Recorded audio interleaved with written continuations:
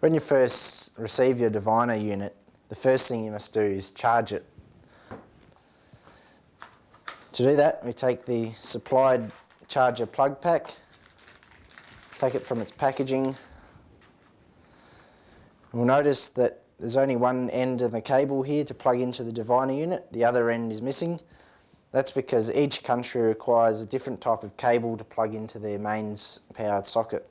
This end then plugs into the back of the diviner unit.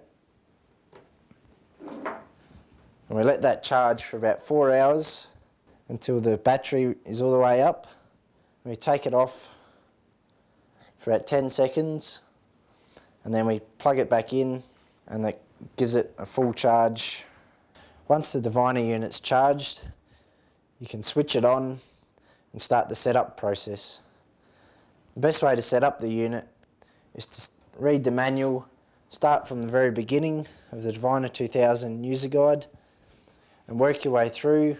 It'll explain charging the unit, general information about storing it, and then we get to setup mode. So I'll go into the setup screen and I'll set the time on the unit, and then I can set the date on the unit. So once you've set the date, the next one is the air count. To do this, we need to connect the probe to the unit. So take the supplied cable, remove the dust cap from the probe. I'll line up the red dots on the probe. The other end of the cable plugs into the back of the diviner display unit. Once we've set the date, we can now set the air count. This is described in normalising the sensor section in the Diviner 2000 user guide.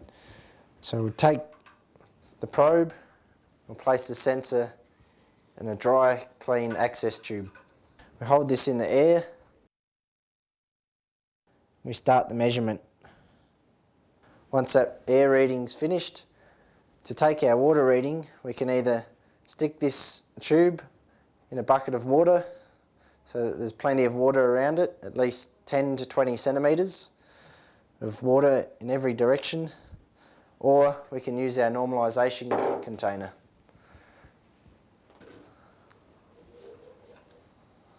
This container is full of tap water so that the tube inside is completely covered in water. Get the sensor right in the middle, take the reading.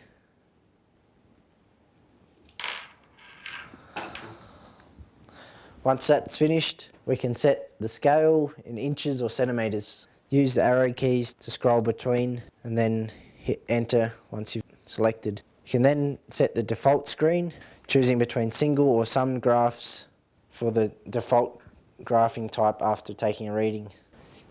The LCD contrast on the display unit can also be adjusted to be darker or lighter depending on your needs. The last step of the setup is to select the baud rate of the unit. The most common setting is 19200 baud, but this can be set at whatever baud rate you like. Just remember that this rate here is the same speed that you'll need when downloading the unit onto your computer.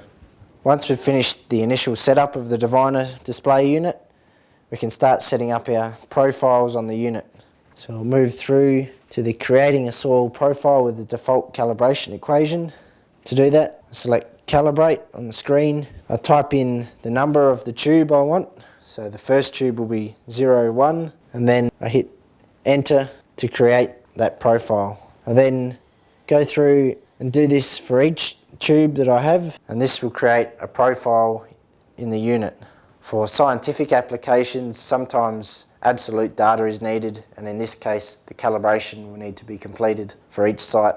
For more information on this, refer to the manual and the calibration manual also.